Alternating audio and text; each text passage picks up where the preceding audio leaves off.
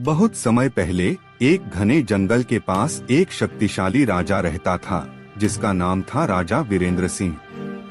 वह अपनी बहादुरी के लिए प्रसिद्ध था, लेकिन उसकी लालच भी उतनी ही उसे दौलत से बेहद लगाव था और वह प्राचीन कथाओं में छिपे खजानों के बारे में जानने का शौकीन था। एक ऐसी ही कहानी थी भ्रमराक्षस की। यह डरावना प्राणी कालवन के जंगल में एक प्राचीन खजाने की रक्षा करता था। कहा जाता था कि जो भी उस खजाने को लेने गया वह कभी लौटकर नहीं। सबकी चेतावनी को अनसुना करते हुए राजा वीरेंद्र ने ऐलान किया, कोई सांप मुझे नहीं रोक सकता, वह खजाना मेरा है। अपने भरोसेमंद सैनिकों के साथ राजा वीरेंद्र खजाने को लेने के लिए निकल पड़ा। जैसे जैसे वे जंगल में आगे बढ़े, चारों तरफ गहरा सन्नाटा छा गया। पेड़ इतने ऊंचे और डरावने थे कि उनकी शाखाएं पंजों की तरह लग रही थीं। हवा भारी हो गई और सैनिकों के कदमों की आवाज गूंजने लगी। अचानक वे एक प्राचीन खंडहर तक पहुँचे। बीच में एक विशाल पत्थर का दरवाजा था, जिस पर अजीब चिन्ह बने हुए थे। एक सैनिक ने डरते हुए कहा, महाराज, ये चिन्ह सांप के बारे में बताते हैं। अगर यह खजाना लिया गया तो विनाश निश्चित है। लेकिन राजा वीरेंद्र की लालच ने उसे अंधा कर दिया। उसने आदेश दिया, इस दरवाजे को तोड़ दो। जैसे ही दरवाजा खुला, एक भयंकर गर्जना हुई। अंधेरे से निकलकर भ्रमराक्षस प्रकट हुआ।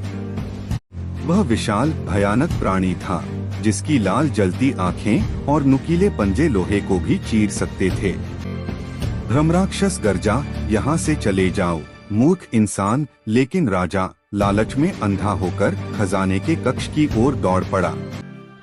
जैसे ही उसने सोने के सिक्के उठाए, जमीन हिलने लगी। भ्रमराक्षस चिल्लाया, तुमने सांप को जगा दिया है। सैनिक घबरा गए और भागने लगे, लेकिन जंगल ने उन्हें कांटों की भूलभुलिया में घेर लिया।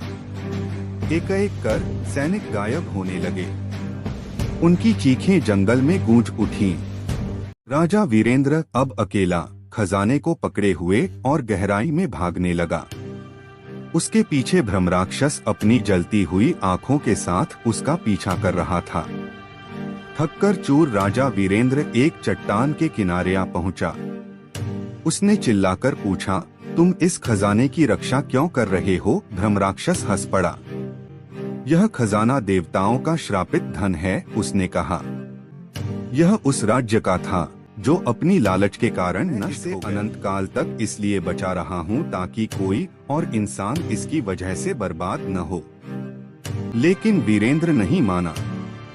उसने तलवार उठाई और गरजते हुए बोला, मैं कोई साधारण इंसान नहीं हूँ। मैं इस सांप को ने भ्रमराक्षस पर हमला किया, लेकिन उसकी तलवार छूते ही चूर चूर हो गई।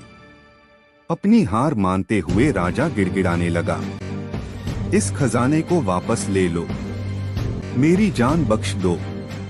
भ्रमराक्षस मुस्कुराया, सांप खजाने का नहीं, तुम्हारे लालच का है। यही तुम्हारा अंत होगा। जमीन अचानक फट गई और राजा चिल्लाते हुए खाई में गिर पड़ा। खजाना भी उसी के साथ धरती में समा गया। आज भी कालवन के जंगल में तूफानी रातों को राजा वीरेंद्र की चीखें सुनाई देती हैं।